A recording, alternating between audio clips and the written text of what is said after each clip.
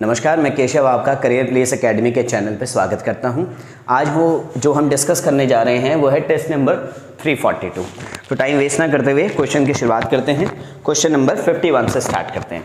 तो जो question number 51 है वो ये है, the selling price of an article is ₹39। If its cost price is numerically equal to its profit percent, then its cost price। वो कह रहा है कि एक वस्तु का विक्रय मूल्य 39 रुपीज है। विक्रय मूल्य का मतलब जो बेचा गया होगा वो कितने में बेचा गया होगा, 39 रुपीज में बेचा गया होगा। ठीक है, कहते हैं यदि उसकी लागत मूल्य संख्यात्मक रूप से उसके लाभ प्रतिशत के बराबर है तो उसका मूल्य ज्ञात करो। देखो पहले मैं एक बार ऑप्शन लिख दूं। ऑप्शन थे 25, ऑप्शन बी जो है वो है 30, ऑप्शन सी 35, ऑप्शन डी जो है वो है 37। अब देखो इस क्वेश्चन में वो क्या कह रहा है। इस क्वेश्चन में वो कह रहा है कि जितने में आपने बेची ना, आपने बेची 39 में, आपको प्रॉफिट हुआ और वो प्रॉफिट किसके बराबर हुआ है, जितना प्रॉफिट परसेंटेज में है उतने में ही हमने उसको खरीदा है। यानी कि प्रॉफिट परसेंटेज अगर 25% है तो उसका क्रय मूल्य या कॉस्ट प्राइस भी कितना है, 25 रुपीज ही है। तो सबसे आसान तरीका होता है इससे ऑप्शन से उठाएं। तो मान लो मैंने 25 रुपए में खरीदी, मैंने खरीदी 25 में, बेच कितने में दी, 39 में, प्रॉफिट हुआ। ठीक है, प्रॉफिट हुआ है हमें 14 रुपए का, और ये जो 14 रुपए का प्रॉफिट हुआ है वो किस पर हुआ है, 25 पर, गुना में क्या 100। अब पता है आपका 25 चौके होता है 100 और 14 चौके 4 चौके 16 और 14 चौके 56, लेकिन ये कितना बनना चाहिए था, 25। इसका मतलब फर्स्ट ऑप्शन क्या है, रॉन्ग। अब सेकंड पे चलते, 30 मान लिया हमने, इस बार हमने मान ली 30 की चीज ली हमने, 39 में बेच दी। कितने का प्रॉफिट हुआ, 9 का, किसके ऊपर, 30 के ऊपर, इनटू में क्या 100, 0 से 0 कैंसिल, 3 3 9, और ये कितना आ गया 30%। तो जो प्रॉफिट परसेंटेज है वो किसके बराबर आ गई, सीपी के ही बराबर आ गई है। तो इसलिए ऑप्शन नंबर बी जो है हमारा ऑप्शन नंबर इस क्वेश्चन का सही है। होप आपको समझ आ गया होगा, बहुत ही आसान तरीके से आपको ये समझाया है। तो आगे बढ़ते हैं हम क्वेश्चन नंबर 52 में। समझ गया ना ये वाला कि भाई जितने का प्रॉफिट है, प्रॉफिट परसेंटेज है, उतने का ही क्या है, सीपी है। तो ऐसे सिर्फ कौन से वाले ऑप्शन में हो रहा है, ऑप्शन नंबर बी में, कि यहां प्रॉफिट परसेंटेज आई 30% और 30 रुपीज में ही आपने क्या करा था उसे खरीदा था। चलिए, ये था क्वेश्चन नंबर 51। अब हम करेंगे क्वेश्चन नंबर 52। आपकी स्क्रीन पे क्वेश्चन आ चुका होगा। तो क्वेश्चन नंबर 51 देखिए, अब डिस्कस कर रहे हैं क्वेश्चन नंबर 52। कहता है एक आदमी ने 2 मेजें 720 रुपए में खरीदी। प्रत्येक मेज मतलब 720 रुपए में खरीदी है उसने, और एक पर उसको 20% का लाभ हुआ, दूसरे पर 20% की हानि हुई। इस सौदे में उसे कुल लाभ या हानि ज्ञात करनी है। देखो जब भी सेम प्रॉफिट और सेम लॉस हो, सेम प्रॉफिट, कितने का प्रॉफिट हुआ है, 20% का ही प्रॉफिट हुआ है और 20% का ही हमें क्या हुआ है, लॉस हुआ है। लाभ 20% का और हानि भी कितने परसेंट की, 20% की। हमने इसको खरीदा कितने में था, बेचा कितने में, 720 रुपए में बेचा है ना। 720 रुपए में एक बेची, तो अगर मैं दोनों की बात करूं तो दोनों मैंने 1440 रुपए में बेची होंगी। कैसे, 720 प्लस 720 जोड़ देंगे, 1440 रुपए में बेची, इतने में बेची है। ठीक, अब एक चीज याद रखना, जितने का एक चीज पर जितना प्रॉफिट हुआ उस चीज पर 20% और उतना ही क्या हुआ है, लॉस हुआ है। तो ऐसे केस में ना, और अगर सेम रेट पर बेची गई है दोनों चीजें, तो ऐसे केस में हमेशा लॉस होता है। क्या होता है, लॉस होता है। तो लॉस होगा और उसका शॉर्टकट फॉर्मूला होता है ये, जो अगर मैं इसको x कहूं तो ये भी x है, तो जो लॉस का फॉर्मूला होता है वो ये फॉर्मूला होता है। तो यहां पर हमारा है 20 का स्क्वायर 400 डिवाइडेड बाय में 100, तो कितने परसेंट का लॉस हुआ मुझे, 4% का क्या हुआ है, लॉस। लेकिन ना उसने परसेंटेज नहीं पूछी कि कितना परसेंट लॉस हुआ है, उसने वैल्यू पूछी कि कितना लॉस हुआ है। अब मेरे को एक बात बताओ, आपको 4% का लॉस हुआ है, आपने 100% में अगर कोई चीज खरीदी होगी और 4% का लॉस हुआ होगा, तो आपने कितने परसेंट में बेची होगी, बिल्कुल सही 96% में बेची होगी, है ना। 96% में बेची होगी। और यहां पर आपने बेची कितने में, 1440 रुपए में, है ना, 1440 रुपए में बेची है। अगर 96% की वैल्यू 1440 रुपए है, तो हमें बतानी है 4% की क्या होगी, कितने की, 4% की क्या होगी। अब आपको पता है कि अगर मैं कहूं 24 चौके तो आप कहेंगे 96, तो मैं इसको 24 से डिवाइड कर दे रहा हूं ताकि ये 4 बन जाए। तो मैंने इसको 24 से डिवाइड किया तो ये हो गया 4%, और 1440 को भी मैंने किससे डिवाइड कर दिया, 24 से, तो ये कितना हो गया 60 रुपये। यानी कि 4% की वैल्यू जो है वो 60 है। इसका मतलब इस पूरे क्वेश्चन में मुझे 4% का लॉस हुआ है। अगर वैल्यू में पूछा जाए कि भाई कितने रुपए का लॉस हुआ है तो वो कितना है, 60 रुपए का। तो इसका जो ऑप्शन है, करेक्ट ऑप्शन जो है वो है ऑप्शन नंबर बी, लॉस हुआ है। और कितने का लॉस हुआ है, 60 रुपए का लॉस हुआ है। अगर परसेंटेज में पूछता तो 4% का हमें लॉस हुआ है। क्लियर है इतना, कोई मुश्किल? चलिए आगे बढ़ते हैं क्वेश्चन नंबर 53 पे। देखो जितना ज़्यादा प्रैक्टिस करोगे इसमें आपको बिल्कुल शॉर्टकट तरीके से समझाया गया है। क्लास में ये आपको बातें बहुत ही आराम से समझाई गई हैं, तो इतना आप लेवल बढ़ा के रखो अपना। क्वेश्चन नंबर 53 कहते हैं एक व्यक्ति कुछ धनराशि पर साधारण ब्याज 6% वार्षिक दर से 3 वर्षों के अंत में 900 रुपये ब्याज अर्जित करता है। इसका मतलब है, इस क्वेश्चन में कह रहा है वो 6% के रेट से साधारण ब्याज पर उसको 3 साल बाद कितने रुपए मिले, 900 रुपये मिले। कितने रुपए मिले, 900। और आपको पता है साधारण ब्याज हर साल का क्या होता है, बराबर होता है। अगर मुझे 3 सालों में 900 रुपये मिले होंगे, कितने रुपए मिले होंगे, 900 रुपये मिले होंगे 3 साल में, तो कोई बता सकता है 1 साल में कितने मिले होंगे, हर साल बराबर आए होंगे। तो इसको 1 साल बनाने के लिए 3 से भाग कर दिया, तो यानी कि 1 साल में मिले होंगे 300 रुपये। क्यों 300 रुपये मिले होंगे? लेकिन ब्याज की दर क्या चल रही है यहाँ, 6%। 6% का मतलब है कि 100 रुपये पर आपको 6 रुपये मिल रहे हैं। कितने रुपए मिल रहे हैं, 6 रुपये मिल रहे हैं। लेकिन 6 रुपये नहीं मिल रहे आपको, कितने मिले, 300। यानी कि इस 6 की वैल्यू क्या है, 300। तो 6 की वैल्यू आपको 300 दे रखी है। तो 1 की वैल्यू 50 रुपये। 1 की 50 है तो 100 की क्या होगी, 5000 रुपये। इसका मतलब प्रिंसिपल मुझे पता चल गया कितना था, 5000 रुपये था। कितना था, 5000 रुपये। अब क्वेश्चन में वो कह रहा है कि इसी 5000 रुपये को उसने किसमें डाला है, कंपाउंड इंटरेस्ट, मतलब चक्रवृद्धि ब्याज के हिसाब से डाला। और जब चक्रवृद्धि ब्याज के हिसाब से डालेगा तो जो ब्याज मिलेगा वो हर साल का बराबर नहीं मिलेगा। ऑब्वियसली मुझे कुछ ज़्यादा मिलने वाला है, यानी कि मुझे इस 900 से कुछ ज़्यादा रुपए मिलने वाले हैं। और वो कैसे मिलेगा, कंपाउंड इंटरेस्ट का जो फॉर्मूला होता है वो क्या होता है आपका, अमाउंट माइनस प्रिंसिपल। और अमाउंट का फॉर्मूला होता है P1 + R divided by 100 N minus P। तो हम यहाँ पे लगाएंगे कि हमारा कितना है, P हमारा मिल गया हमें 5000 रुपये, 1 माइनस रेट था हमारा 6%, 6 बाय में, और आपको पता है 6% जो है वो आपका होता है 3/50 के इक्वल, है ना। देखो कैसे, 6/50, 6% का मतलब हो गया 6/100। इसको 2 3 6, 2 5 10, तो 3/50। तो यहाँ रख दूँ प्लस, है ना, 3/50। कितने साल के लिए, 3 साल के लिए, माइनस प्रिंसिपल 5000 कॉमन ले लेंगे, ये हो जाएगा 53/50 की पावर क्यूब -1। -1 कैसे, 5000 कॉमन ले लिया ना।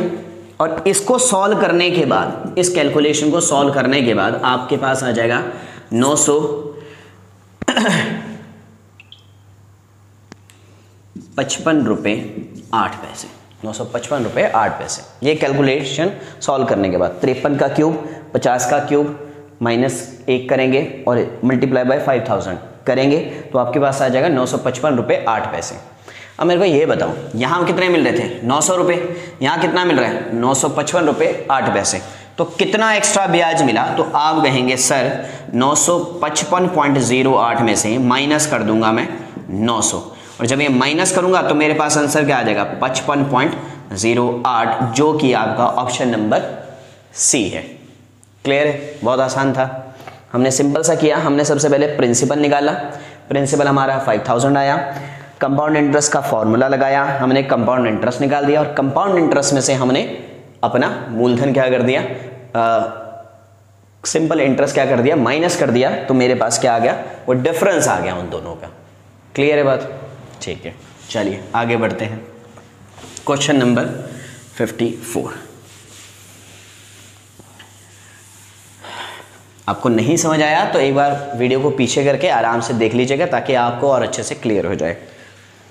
चलिए आगे बढ़ते हैं, क्वेश्चन नंबर 54, बहुत बढ़िया क्वेश्चन है। देखो भाई, कह रहा है द एवरेज ऑफ, पहले मैं इस क्वेश्चन को करवाने से पहले एक छोटी सी बात आपको बता दूं। मान लो मैं कहूं 2 3 5, ठीक है, 2 3 5।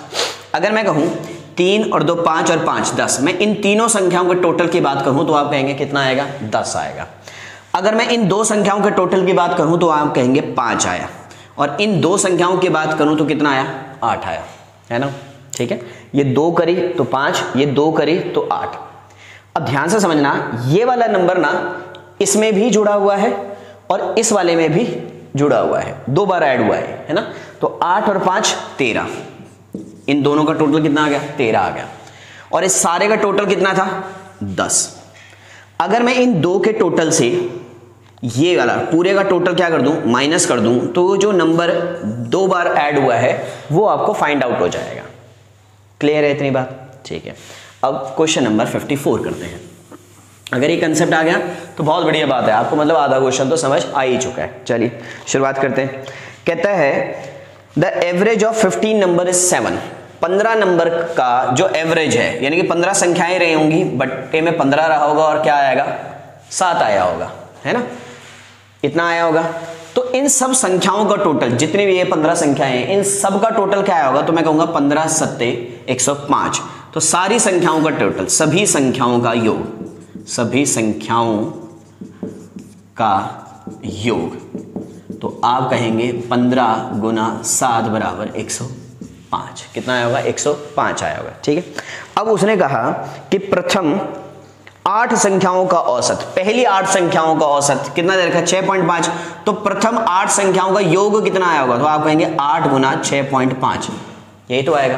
प्रथम 8 संख्याएं, जो पहली 8 संख्याएं हैं, उनका औसत कितना दे रखा है? 6.5। और आपको पता है कि अगर उन सबका योग निकालना हो तो जितनी संख्याएं हैं और जितनी औसत है उन दोनों को क्या कर देते हैं? हम गुना कर देते हैं। तो अब हम 6.5 को 8 से गुना कर देंगे, तो 6.5 को हम 8 से गुना करने वाले हैं, और गुना करने आपको आती है। 8 पंजे 40, 4 8 छक्के 48 और 4 52, तो कितना आ गया? 52। पहली 8 संख्याओं का, यानी कि फर्स्ट से लेकर 8 तक।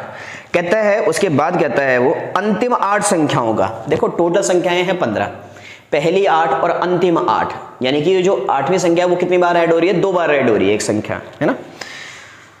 तो वो कहता है कि 8 संख्याओं का औसत कितना है? 8.5 है। 8.5, 8 गुना 8.5। तो इन संख्याओं का योग क्या आया होगा? इन 8 संख्याओं का, तो आप कहेंगे 8.5 को किससे गुना कर दो? 8 से। 8 पंजे 40, 4 8 अट्ठे 64 और 4 68, तो कितना आ गया होगा? 68। और इन सभी का मैं टोटल कर दूं, 8 और 2 10, 6 और 6 12, 120।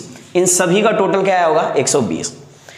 इन सभी के टोटल में से वो जो मध्य संख्या है वो 2 बार ऐड हुई है। कितनी बार ऐड हुई है? 2 बार ऐड हुई है इस टोटल में।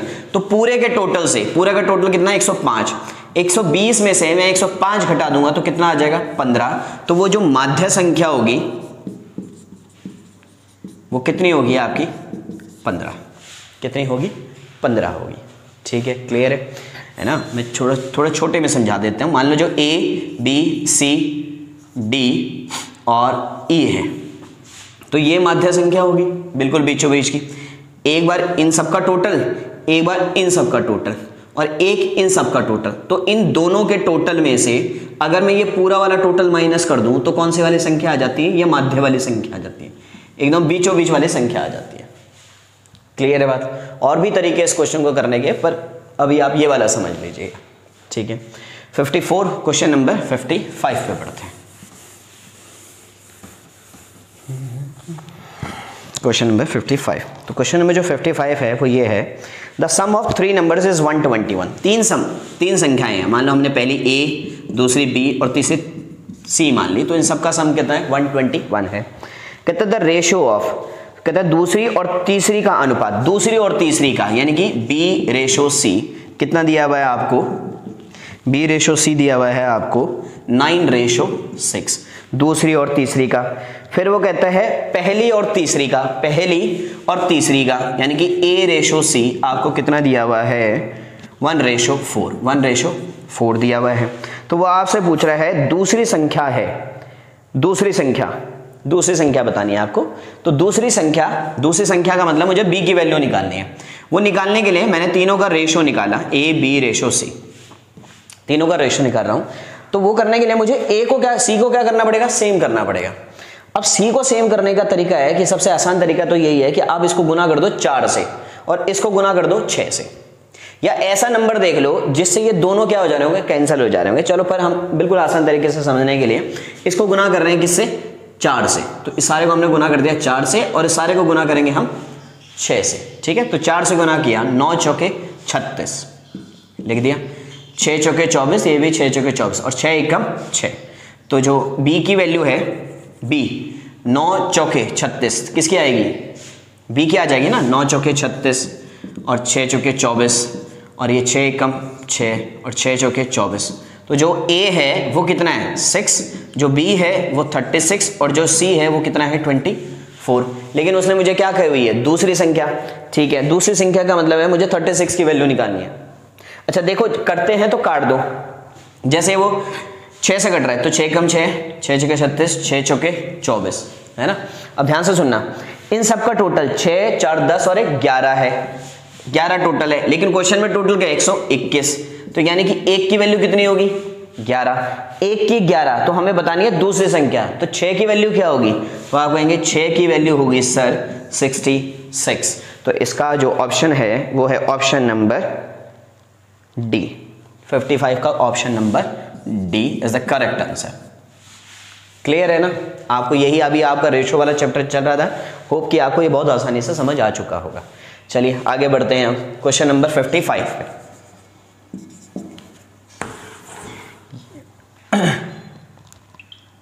अच्छा तो 55 ही था, अब 56 पे आएंगे ना हम।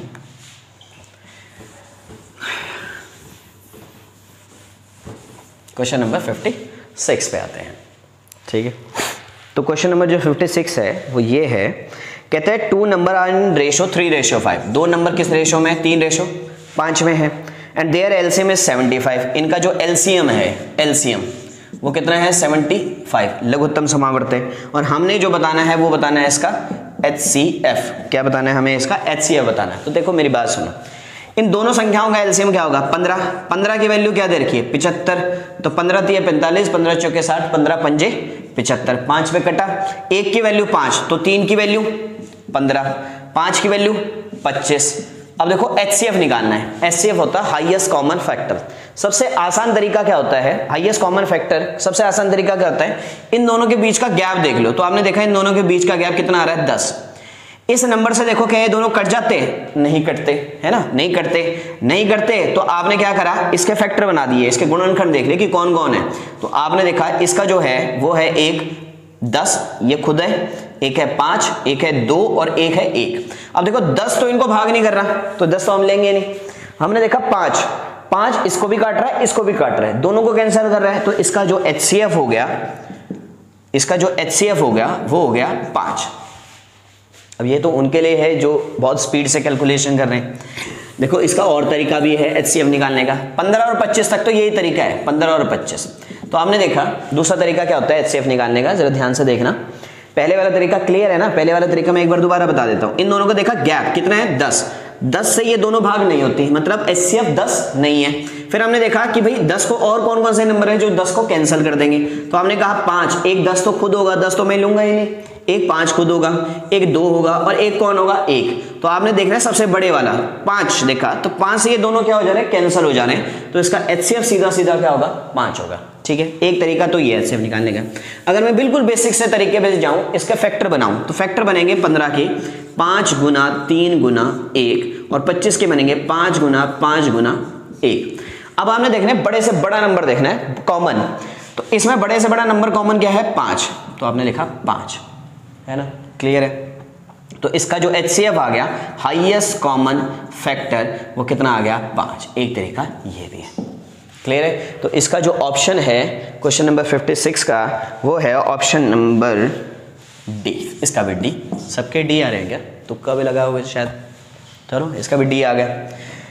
अब हम बढ़ रहे हैं आगे 57 पर। क्वेश्चन नंबर 57 पे देखो, यहाँ पे समझ आ जाता है, बहुत बढ़िया। मालचास आपको मान लो इसमें समझ नहीं आ रहा, आपको और दिक्कत है, आप एकदम शुरुआत से शुरू कर रहे हैं, आप नए बैच के स्टूडेंट हैं, तो आप मेरे से पर्सनली आके भी इसको समझ सकते हैं, इनके क्वेश्चंस को। 57 बहुत अच्छा क्वेश्चन है। कहता है ए का वेतन बी के वेतन से 30% अधिक है। तो पहले तो ये देखो 30% का मतलब होता कितना है। तो हमने देखा 30/100, और जब मैंने इसको कैंसिल किया तो ये हो गया 3/10, है ना। अब दो लोग हैं ए और बी, वो कह रहा है कि ए का वेतन बी के वेतन से 30% अधिक है। ए का वेतन अधिक है ना बी से, तो ये हमने मान लिया बी का वेतन 10, तो ए का वेतन भैया कितना 13, है ना। ए का वेतन कितना हो गया 13 हो गया। अब वो ये पूछ रहा है कि बी का वेतन ए के वेतन से कितना कम है। तो कितना कम है भाई, आपने देखा 3 कम है, और ये 3 की कमी किस पर आई है 13 पर, गुना में क्या कर दिया 100, है ना। अब इसको सॉल्व कर देंगे। देखो इसको सॉल्व करने का सबसे पहला तरीका तो बिल्कुल बेसिक तरीका है कि 300 को आप किससे गुना भाग कर देंगे 13 से भाग कर देंगे, और इतना भाग करना आपको आता है। और आप जब इसको भाग करेंगे तो आपके पास जो आंसर आएगा वो आएगा 23 से ही 1/13। जब भाग करेंगे कि 300 को आप भाग कर देंगे किससे 13 से, तो कितना आ जाएगा आपके पास 23 से ही 1/13%। मैं इसका एक तरीका और बता रहा हूँ, ये उनके लिए है जो मैथ में अच्छे हैं या जिनका कैलकुलेशन बहुत अच्छा है, ये तरीका भी उनको सबको पता होना चाहिए। ध्यान से सुनना, आपको इसके लिए क्या परसेंटेज वैल्यू का पता होना जरूरी है इसकी, है ना। तो इसकी जो वैल्यू होती है वो होती है 7 से ही 9/13, और हम किससे गुना कर रहे हैं इसको 3 से गुना कर रहे हैं। तो 7 तियां 21 और 9 तियां 27/13। अब याद रखना कि हमेशा नंबर क्या होना चाहिए छोटा, तो 27/13, 13 दूनी 26, 13 दूनी 26 और 1, ये 2 से 1/13, यानी कि इसको मैं क्या ले सकता हूं 2 से ही 1/13। अब 2 से 1/13, 21 में 2 और जोड़ दे तो कितने हो गए 23 से ही 1/13%। ये तरीका समझ आ गया, ठीक है। नहीं तो सबसे आसान तरीका है भाई 300 को किससे भाग कर दो 13 से भाग कर दो, और जब भाग करोगे तो ये वैल्यू आएगी। क्लियर है। चलिए, तो इसका ऑप्शन नंबर बी, इसका आंसर जो है वो ऑप्शन नंबर क्या है बी है। क्लियर है। चलिए आगे बढ़ते हैं, क्वेश्चन नंबर 58 पे जाते हैं। उम्मीद है आपको ये सब चीज़ें समझ आ रही होंगी, प्रैक्टिस करते रहिए, मैथ में अच्छे नंबर लाने हैं। तो चलिए क्वेश्चन नंबर 58 देखते हैं। क्वेश्चन नंबर 58 में कह रहा है 24 इज डिवाइडेड इनटू 2 पार्ट्स। 24 को 2 भागों में बांटा गया। ठीक है भाई, 24 थी संख्या, 2 भागों में बांटा, तो एक संख्या होगी x, दूसरी होगी 24 माइनस x, है ना। अब वो कह रहा है पहले भाग का 7 गुना, पहले भाग का 7 गुना, यानी कि इससे 7 से गुना कर दिया, दूसरे भाग के 5 गुना, इस भाग के 5 गुना के साथ जोड़ा जाता है। पहले भाग के 7 गुना और दूसरे भाग के 5 गुना के साथ जब जोड़ा जाता है तो जो आंसर आता है जोड़ने पर वो आता है 146। तो हमें जो बतानी है वो बताना हमें पहला पार्ट मतलब x की वैल्यू बतानी है। अब बस सॉल्व कर दो। 7x 24 पंजे 5 चौके 20 5 दूनी 10 120, 5x बराबर 146, तो ये हो गया 2x और 140 46 माइनस 120, तो 2x बराबर ये हो गए 6 2 26, तो x की वैल्यू जो आ गई वो आ गई आपके पास 13। तो जो पहला भाग था वो कितना था 13, यानी कि option number B, sorry option number B. ठीक है, क्वेश्चन नंबर 59। अरे ये तो बहुत अच्छा क्वेश्चन है। और ये सब देखो, ए काम को कितने दिन में कर रहा है 30 दिन में कर रहा है, और बी कितने दिन में कर रहा है 36 दिन में काम कर रहा है। और वो कहता है कि दोनों एक साथ कार्य शुरू करते हैं, परंतु कुछ दिन बाद एक कार्य छोड़ देता है और बी शेष कार्य 25 दिन में पूरा कर रहा है। बाकी बचा हुआ कार्य कितने दिन में पूरा कर रहा है 25 दिन में कर रहा है। तो हमने ये बताना है कि ए कितने दिन बाद छोड़कर जा रहा होगा। बाद में देखेंगे कि कितने दिन बाद छोड़े जा रहा होगा। पहले ये बिल्कुल बेसिक सी बात समझनी जरूरी है कि दोनों एक कितना काम कर रहे हैं। तो कितना काम करने के लिए हम इन दोनों का क्या ले लेते हैं एलसीएम ले लेते हैं। तो एलसीएम का तरीका होता है हम दोनों में से बड़ा नंबर जो होता है वो मान लेते हैं कि हमारा एलसीएम है। हमने मान लिया 36 हमारा एलसीएम है, तो 36 को हम 3 दूनी 6 और 3 दूनी 6 हो जाएगा, है ना। 30 बनाने के लिए तो आपको पता है 3 दूनी 6 और कितने की कमी है 5 की। 30 भी बन गया, सब बन गया। अब इन सबको मल्टीप्लाई कर दो तो 5 दूनी 10, 10 तियां 30, 30 दूनी 60 और 60 तियां 180। तो भैया एलसीएम आ गया 180, यानी कि जो टोटल काम था वो कितना था 180 था। टोटल काम 180 करना था। अब इसने ए ने जो 180 काम है वो कितने दिन में किया 30 दिन में किया। 30 दिन में करता है। 30 दिन का मतलब है 5 दूनी 10 और 10 तियां 30, ये काम इसने कर दिया। तो कितना काम बच गया, यानी कि एक दिन में कितना काम करता है 6 काम करता है। तो ये 36 को इससे भाग करेंगे तो ये कितना आ जाएगा 5 आ जाएगा। दोनों मिलकर अगर काम करेंगे तो कितने दिन में करते हैं, मतलब एक दिन में कितना काम करते हैं दोनों मिलकर 11। एक दिन में 6 काम कर रहा है, बी एक दिन में 5 काम कर रहा है और दोनों मिलकर एक दिन में कितना काम कर रहे हैं 11 काम कर रहे हैं। अब सुनो, बी ने मतलब एक कुछ दिन तक तो उन्होंने मिलकर काम किया, उसके बाद कौन चला गया ए चला गया। बाकी काम किसने किया बी ने, और कितने दिन में किया 25 दिन में किया। कितने दिन में किया 25 दिन में किया। अब ध्यान से सुनना एक बात, बी एक दिन में कितना काम कर रहा है 5 काम कर रहा है। कितना काम कर रहा है 5 काम कर रहा है। अब अगर वो 5 काम कर रहा है एक दिन में तो कोई बताएगा कि 25 दिन में कितना काम कर रहा होगा बी का। 25 दिन का काम कितना आएगा 125 काम किया उसने। कितना काम किया 125 उसने काम किया। तो यानी कि अगर मैं 125 इसमें से घटा दूं तो आपको पता है 10 में से 5 गए 5 और 7 में से 2 गए 5, यानी कि 55 काम किन्होंने किया होगा, उन दोनों ने मिलकर किया होगा। भाई जब 55 काम हुआ उसके बाद उन्होंने छोड़ दिया और बाकी काम किसने किया 25 दिन में बी ने किया। बी एक दिन में 5 काम कर रहा है, बी 25 दिन में कितना काम कर रहा है 125। टोटल काम 180, 180 में से 125 घटा दिया कितने रह गए 55। अब 55 काम दोनों किन्होंने किया, दोनों ने मिलकर किया था। दोनों मिलकर एक दिन में कितना काम कर रहे हैं 11। तो 55 काम करने में दोनों मिलकर कितने दिन लगा रहे होंगे 5, यानी कि 5 दिन तक ए और बी ने काम किया और 5 दिन बाद कौन चला गया छोड़कर ए छोड़कर चला गया। तो इसका आंसर क्या है 5 दिन, यानी कि ए ने 5 दिन काम किया और 5 दिन के बाद वो क्या करके चला गया छोड़कर चला गया। तो इसका राइट आंसर है 5 डेज, जो कि आपका है option number B. Option number B, ठीक है। चलिए क्वेश्चन नंबर ये कौन सा था, अच्छा क्वेश्चन नंबर 58 था, ये 59 था ये। अब हम आ रहे हैं क्वेश्चन नंबर 60 पे, लास्ट क्वेश्चन पे। देखिए समझिए कहता है एक आदमी x से चलना प्रारंभ शुरू करता है और y पर 7 घंटे में पहुंचता है। x से चलना शुरू कर रहा है और y पर कितने घंटे में पहुंच रहा है 7 घंटे ले रहा है, ठीक है। वो कहता है वह दूरी का 1/4 भाग 45 किलोमीटर प्रति घंटा की चाल से जाता है। 1/4 भाग जो टोटल दूरी है कितने की स्पीड से जा रहा है 15 किलोमीटर पर आवर से, और बाकी बचा हुआ यानी कि 3/4 भाग बच गया। 1/4 भाग हो चुका है, कितना बच गया 3/4 ना, 4 में से 1 भाग हो चुका है तो कितना भाग रह गया होगा 4 में से जब 1 हो चुका तो कितना भाग रह गया होगा 3 भाग। तो 3/4 भाग रह गया और वो इसने कितने की स्पीड से ट्रैवल किया 18 किलोमीटर पर आवर की स्पीड से।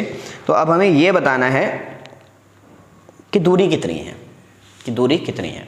देखो सबसे पहला बिल्कुल बेसिक तरीका, हम मान लेते हैं कि वो जो डिस्टेंस था ना वो कितना था x था, वो जो टोटल दूरी है वो क्या है x है।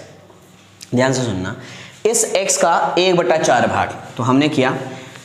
एक बात बता दूं, जो समय का सूत्र होता है वो क्या होता है आपका दूरी बटा 4, दूरी बटे 4 होता है ना। अब ध्यान सुनना, हमारे पास टोटल टाइम है कितना है 7 घंटे का, तो 7 घंटे का हमारे पास टाइम है।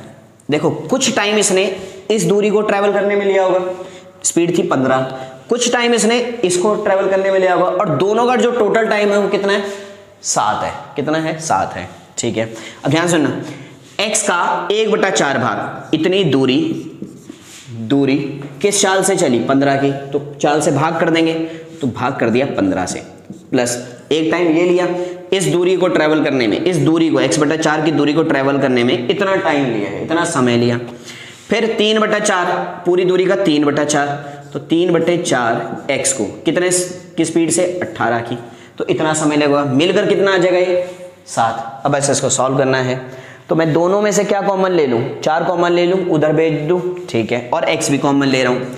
तो मैंने x/4 कॉमन ले लिया, यहाँ रह गया 1/15 और यहाँ रह गया 3/18, बराबर हो गया 7 के, बराबर किसके हो गया 7 के। अब सॉल्व करते हैं, 4 उधर भेज दिया तो 7 चौके 28, कितना हो गया ये 28 बराबर x तो है ही, ठीक है।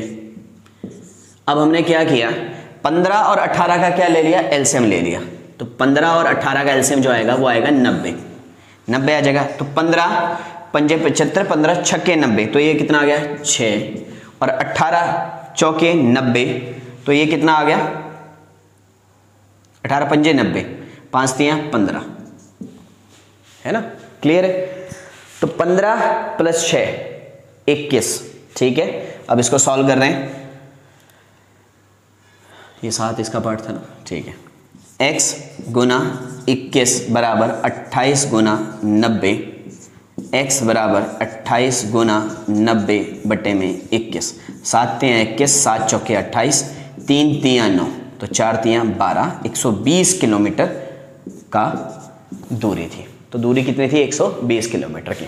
अब देखो ये तो था थोड़ा सा मुश्किल तरीका, जहाँ पर आपको थोड़ा सा एलसीएम लेते हुए भी दिक्कत आ सकती है ना, कैलकुलेशन में थोड़ा बहुत गलतियां हो सकती हैं। तो आसान तरीका क्या है, ऐसे क्वेश्चनों में ऑप्शन से उठाओ वैल्यू, सबसे आसान रहता है। होप ये आ गया होगा समझ, ठीक है। अब ऑप्शन से उठा के हम करते हैं। देखो हमारे पास ऑप्शन क्या क्या थे, एक तरीका और कि इतना कुछ करने की जरूरत नहीं है। टोटल टाइम कितना लग रहा है, 7 लग रहा है। तो जो पहला ऑप्शन था हमारे पास, ऑप्शन थे, पहला ऑप्शन जो था वेरी फर्स्ट था वो था 120 किलोमीटर, दूसरा ऑप्शन था 90, तीसरा था हमारे पास 100 और चौथा था 110, है ना। अब आपने मान लिया डिस्टेंस था 12, 120 था डिस्टेंस।